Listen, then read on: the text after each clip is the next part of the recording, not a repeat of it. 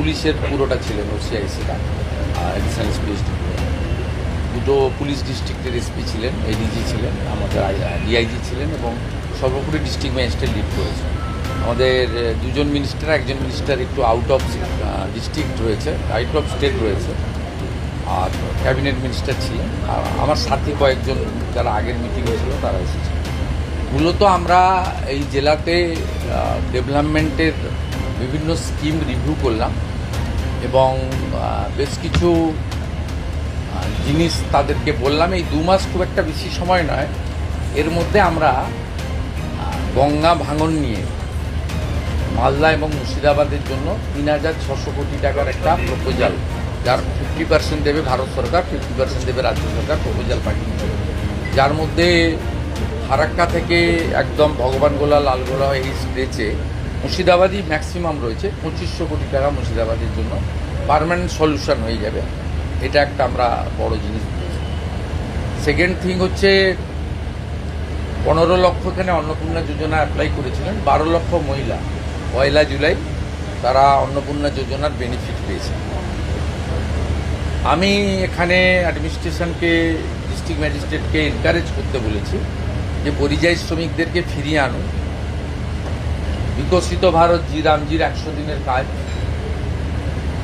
এবং অন্যান্য যে সোশ্যাল বেনিফিটগুলো রয়েছে তার সঙ্গে আয়ুষ্মান ভারতের 5 লাখ টাকা পর্যন্ত ফ্রি চিকিৎসা, এর সঙ্গে নির্মাণ কর্মী থেকে শুরু করে বিড়ি শ্রমিকদের জন্য ভারত সরকার, পশ্চিমবঙ্গ সরকারের লেবার ডিপার্টমেন্টের যে প্রজেক্ট, সব মিলিয়ে আমরা হিসাব করে দেখেছি একটা পরিবার 15,000 টাকা মাসে বিভিন্ন স্কিম থেকে, পিএম কিষাণ সম্মান নিধি বলুন, কৃষক বন্ধু বলুন, অন্নপূর্ণা যোজনা বলুন, বার্ধক্য ভাতাও 500 টাকা বাড়ানো হচ্ছে, 125 দিনের কাজের ক্ষেত্রে unskilled 300, semi skilled 450, high skilled 600, সব মিলিয়ে একটা পরিবার 15-18 টাকা প্রান্তিক পরিবার তারা পেতে পারেন। সঙ্গে প্রধানমন্ত্রী অন্ন সুরক্ষা যোজনার রেশন আর আয়ুষ্মান ভারতের ফ্রি হেলথ সার্ভিস।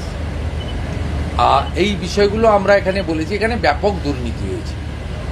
আমি এডিএম জেলা পরিষদকে বলেছিলাম যে কাজগুলো করেছে জেলা পরিষদ, তার যে ওয়ার্ক অর্ডার দিয়েছেন, টেন্ডার করেছেন, সেক্ষেত্রে আপনি যদি ঠিকঠাক মতো তদন্ত করেন দেখবেন তাদের যে ক্রেডেন্সিয়ালগুলো দেওয়া হয়েছে অধিকাংশই জাল।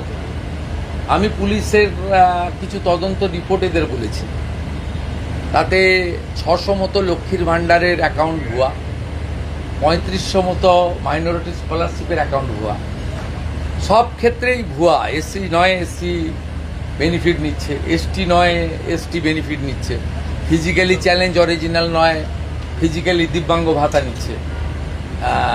আপনার নানা স্কিমেই এখানে এত ভুয়া বেনিফিশিয়ারি হয়েছে। এর জন্য আগের সিস্টেম দায়ী। দেখুন ওরা কি করতো, আগের সরকার, আপনি অ্যাকাউন্ট নম্বর দিতেন, আপনার অ্যাকাউন্টে টাকা দিয়ে দিতেন, কিন্তু আমরা এবারে ভেরিফিকেশন করছি ওই অ্যাকাউন্টটা যে ওর কেওয়াইসি ঠিক আছে কিনা, আধারের সঙ্গে অ্যাকাউন্টের লিঙ্ক আছে কিনা, এটা করতে গিয়েই এই জেলাতে হাজার হাজার ভুয়া বেনিফিশিয়ারি ধরা